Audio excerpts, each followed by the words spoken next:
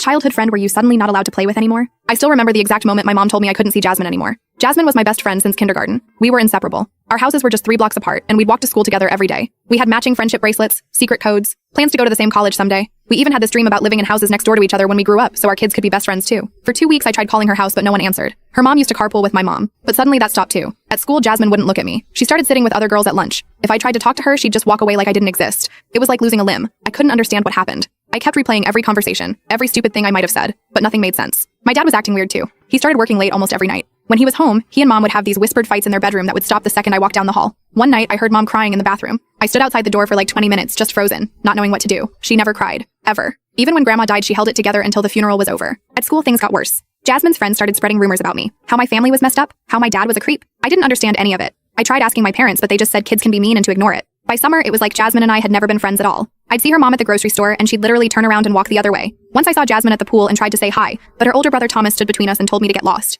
That summer was the worst. I had no friends, my parents were fighting all the time, and nobody would tell me anything. I started having these nightmares where I was screaming, but no sound came out. When 6th grade started, things at home got even weirder. Mom started going out more. Girls' nights, she called them. But she'd come home with this empty look in her eyes. Dad was sleeping in the guest room. I started eating dinner alone most nights. I remember this one night, must have been October, when I couldn't sleep and went downstairs for water. Mom was sitting in the dark kitchen just staring at nothing. When she saw me, she jumped like she'd seen a ghost. I asked her straight up what happened with Jasmine's family. Why couldn't we be friends anymore? She looked at me for the longest time, then just said sometimes adults make mistakes that hurt everyone around them. That was it. That was all I got. I became obsessed with figuring it out. Started watching my parents like they were suspects in a crime show. Kept a little notebook where I wrote down weird things they said or did. Pathetic, I know, but I was desperate. The break came from Victoria, Jasmine's cousin. We had math together, and one day she actually talked to me. Said she was sorry about everything. I played dumb. Like, what are you talking about? And she gave me this look like she couldn't believe I didn't know. Then she said something about how adults shouldn't drag kids into their drama. How what happened between our parents wasn't our fault. I pushed her to tell me more, but she clammed up. Said she already said too much. I started piecing things together. How dad used to drop me off at Jasmine's for playdates and sometimes stay for coffee with her mom. How he'd volunteer to pick us up from swim class even though it was during his work hours. How Jasmine's dad worked on an oil rig and was gone for weeks at a time. I didn't want to believe it. Couldn't make myself even think the words.